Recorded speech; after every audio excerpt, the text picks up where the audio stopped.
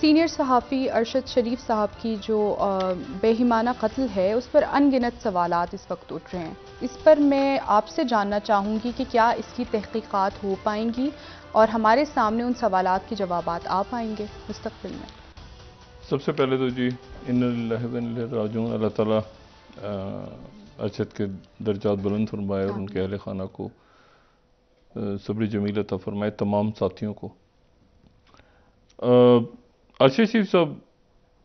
में दो चार बातें उनके बारे में करके और फिर ये जो कत्ल का मामला है इसके ऊपर कुछ अपनी बात कहूँगा। पहली बात तो ये कि अरशद शरीफ साहब जो हैं वो उनको ARY जिससे वो आखिरी उनकी वाबस्तगी थी और गालिबन फिर उसके बाद वो बोल ज्वाइन करने वाले थे, उनको ARY में मैं वहाँ मौजूद था जब ये डिसाइड हुआ कि अरशद शरीफ साहब को हम लाएं, और बड़ी इज्जत से और बड़ा मना के, और बड़ा हमें एक फ़ख्र था कि अरशद शरीफ जैसा बड़ा नाम जो है वो चैनल से वाबस्ता हो रहा है। और फिर उसके बाद बहुत साथ रहा, बहुत एक रवायती सी बात होगी कि मैं कहूँ कि वो बहुत अच्छे सहाफ़ी थे और ये सब रवायती सी बात हो जाएगी होगी, लेकिन मैं एक बात वैसे जो इस बात पे सब जो भी उस अरशद से मिला है वो जानता है कि इंतहाई एक होता है ना नफीस शख्सियत, धीमे मिजाज का स्टाइलिश आदमी। कभी कभी अच्छा मुझे लगता था जैसे वो 60s या 50s की वो जो हॉलीवुड की मूवीज़ का कोई हीरो होता है ना, उसी स्टाइल में उनका जो बाल बनाता था, बड़े ज़बरदस्त, और हंसी मजाक भी करना तो बड़े लिहाज से बात करनी, और बहुत और फिर उसके बाद जो है वो ये भी हुआ,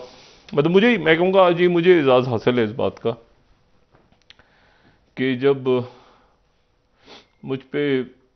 पाबंदियाँ लगती रहीं बहुत सी, तो उस दौरान अरशद शरीफ मेरा शो करते थे। और जब ये साइबर कवानीन और ये सारा सिलसिला हुआ, अगर कोई छोटा सा क्लिप उसका हो, मैं अपनी प्रोडक्शन टीम से गुजारिश करूंगा, बहुत कुछ है लेकिन मैं चाहूंगा कि थोड़ा सा अगर मैं उसको देखूं तो प्ले कर दीजिए। जी सर। अच्छा, अब इसमें इंक्वायरी की जो बात आपने की, देखिए इसमें एक से ज़्यादा मुल्कों में ये इंक्वायरी, यानी इंटरनेशनल लेवल पे इसकी इंक्वायरी बनती है। और वो मैं इसलिए कह रहा हूँ कि बहुत सारे सवालात इस वक्त खड़े हो रहे हैं। बिल्कुल। सुबह मेरी अरशद शरीफ साहब की वालदा से, उनके अहले खाना से मुलाकात हुई, मैं उनके घर गया तो मैं उनकी वालदा से, असल में हुआ ये कि उनकी वालदा आई तो मैं समझा कि शायद उनकी वालदा जो हैं वो अंदर कहीं और बहुत सदमे में, तो उनकी वालदा मुझे देख के कहती हैं कि बैठो बेटा बैठो, तुम बैठो इधर। ये तो मैं, इतनी बाहिम्मत खातून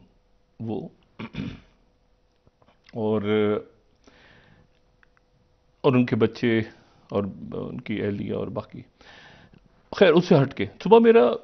ये ज़हन बना कि शायद मैं खुद कीनिया चला जाऊं और उनकी मैयत को साथ लेके वापस आऊं, क्योंकि ये लीस्ट पॉसिबल चीज़ है कि अरशद शरीफ जो है वो मेरा प्रोग्राम कर रहे हैं और आज मैं उनका प्रोग्राम कर रहा हूं उनके लिए, मतलब तसव्वुर से बाहर। इंटरनेशनल इंक्वायरी में इसलिए कह रहा हूं कि ये कुछ बातें अभी तक तय नहीं हो पाई। मिसाल के तौर पे ये तय नहीं हो पाया कि अभी तक सामने नहीं आया, ज़ाहिर है बहुत सारी चीज़ें जो मुख्तलिफ मुल्कों की, और मैं ये भी जानता हूँ कि एक से ज़्यादा मुल्क इसमें, कीनिया तो इन्वॉल्व है लेकिन और ममालिक भी इस इंक्वायरी में यकीनन कहीं ना कहीं पाकिस्तान की जो सिक्योरिटी एजेंसीज हैं उनके साथ वो काम कर रहे हैं इस वक्त। पहली बात तो ये कि ये बड़ा आसान है पता करना। ये हम जानते हैं कि अरशद शरीफ साहब यहाँ से जब इस्लामाबाद से गए, उन्होंने मुल्क छोड़ा, इंतहाई नामसाद हालात थे, एक उनके लिए प्रॉब्लम्स थे बहुत ज़्यादा, तो यहाँ से जो बाहर वो गए तो वो पेशावर एयरपोर्ट से गए। तो ये देखना बहुत ज़रूरी है और ये बात सामने आ जाएगी कि वो दुबई गए या वहाँ से लंदन गए, तो ये तो कोई इशू ही नहीं, ये तो FIA। और क्योंकि यहाँ पे दो बातें सामने आ रही हैं, एक ये है एक तो ये नुक्ता नज़र है कि जी वो शायद दुबई गए और दुबई से फिर आगे जो है उनका वीज़ा जो है वो एक्सपायर हो गया और फिर उसके बाद उनको कीनिया जाना पड़ा। लेकिन दूसरी बात ये भी है कि शायद वो लंदन गए और लंदन से फिर वो वापस दुबई आए और फिर शायद कीनिया गए। तो लंदन और दुबई का मामला तो बहुत सहल है, FIA भी और उसके बाद जो लंदन की अथॉरिटीज़ हैं वो भी। दूसरी जो बात है वो ये है कि ये एक ये हादसा जो कीनिया की पुलिस और उनके अभी तक जो उनकी मैं स्टेटमेंट देख रहा हूँ और जो सामने आई है बात उनकी, पहले तो उनके अखबारात सामने आ गए और जाहिर है कि उनकी मीडिया भी उन्होंने भी, उनके रिपोर्टर ने जो वहाँ से ग्राउंड से रिपोर्ट किया उसमें तजादात हैं, तो उसकी मैं ज़्यादा उस पर मतलब इनिशियली जो भी आया उन्होंने उसमें लिख दिया, उसमें गलतियाँ भी हैं, उसमें कुछ बात समझ में आती है, कुछ समझ में नहीं आती।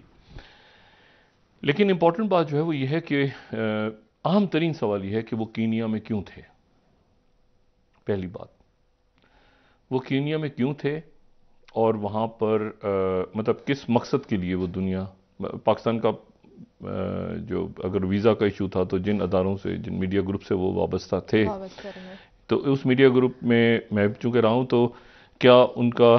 मतलब यहाँ से आना जाना तो एक अकामा और एक जो उनका वीज़ा होता है रेजिडेंशियल वीज़ा वो लगा हुआ था या वो भी ख़त्म हो गया था,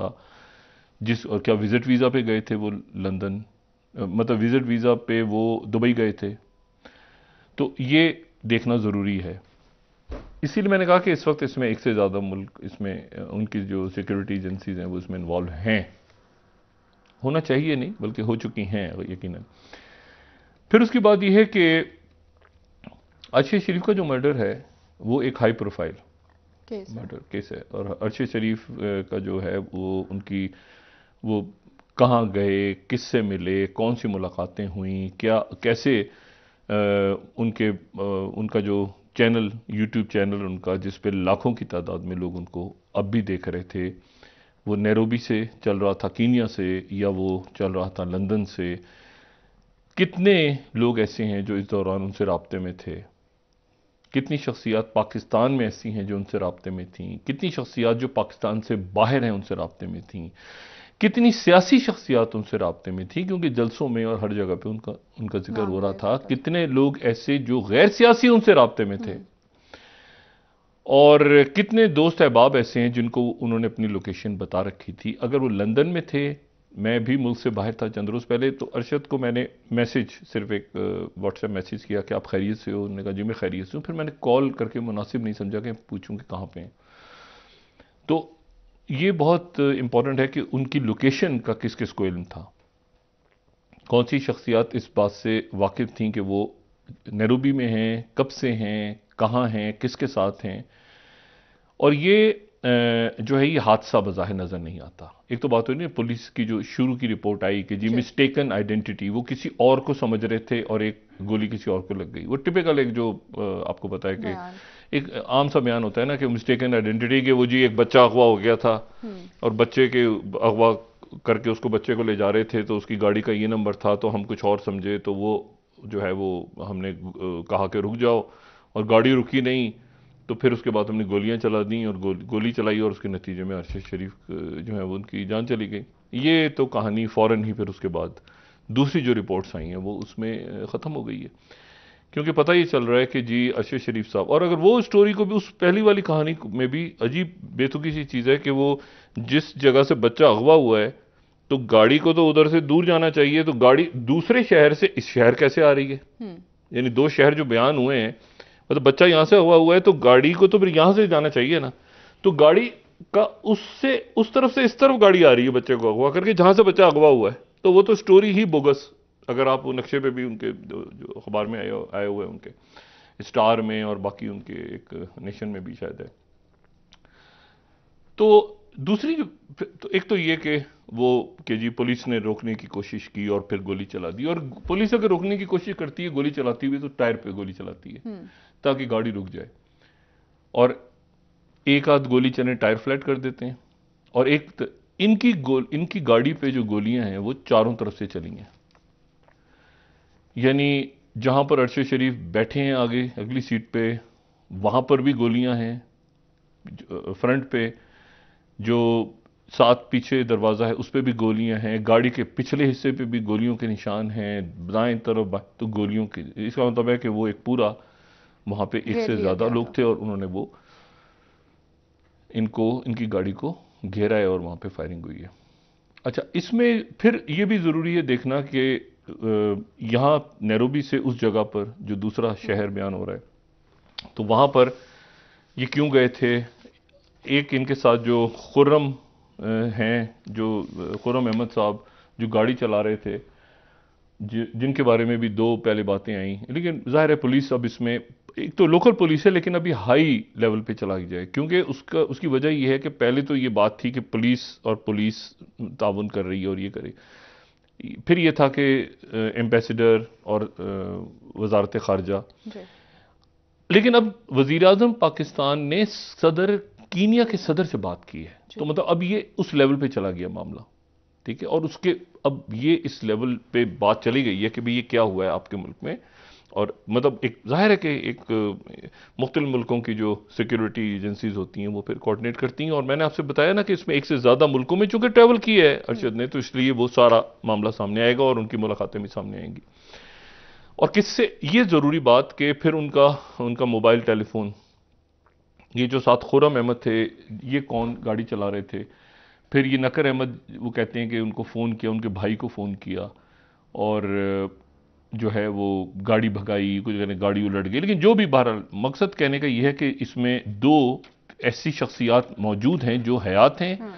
और जो उनके साथ थीं, और यकीनन ये वहाँ पर पुलिस से और सिक्योरिटी एजेंसी से ये वो इनसे पूछ रहे होंगे, क्योंकि ये उसमें जिंदा बच गए, जख्मी हुए एक साहब और एक जो है वो जिनको फ़ोन किया नकर अहमद को, या नकार अहमद जो भी नाम है उनका। अच्छा, अब तो ये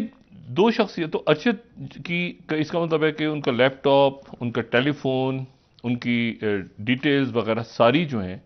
वो ऐसा भी नहीं हुआ। अब इसमें यानी पुलिसरारियत है, मैंने कहा ना इस मर्डर में, कि वो ये भी हो सकता था कि वो करते सबको मार देते और सारा सामान उठा के चले जाते। उन्होंने टारगेट सिर्फ अरशद को ही किया। अरशद के यहाँ टेम्पोरल रीजन से दाखिल होता है पूरा, और ये इनकी जो फ्रंटल हेड तक, वो उसके बाद वो शहीद होते हैं। तो और एक बड़ी गन जो है वो, मतलब एक बुलेट तो नहीं लग रही, ऐसा लग रहा है कि किसी ने बहुत क्लोज आके सर को उनके किया है, हिट किया है बुलेट ने। तो अब उसमें यह है कि तो ये सारे सवालात हैं जिनके, और फिर चूंकि गाड़ी में वो एक साहब तो गाड़ी में जख्मी हुए जो खुर्रम साहब थे, उनका बयान जाते हुए यकीनन अभी तक जो बात आ रही है, कोई ऐसी बयान सामने नहीं आया कि वो अरशद का टेलीफोन वगैरह साथ ले गए, तो वहाँ से बहुत मालूमात मिलेंगी कि लोकेशन कैसे पता चली, किससे बात हुई, क्या हुआ।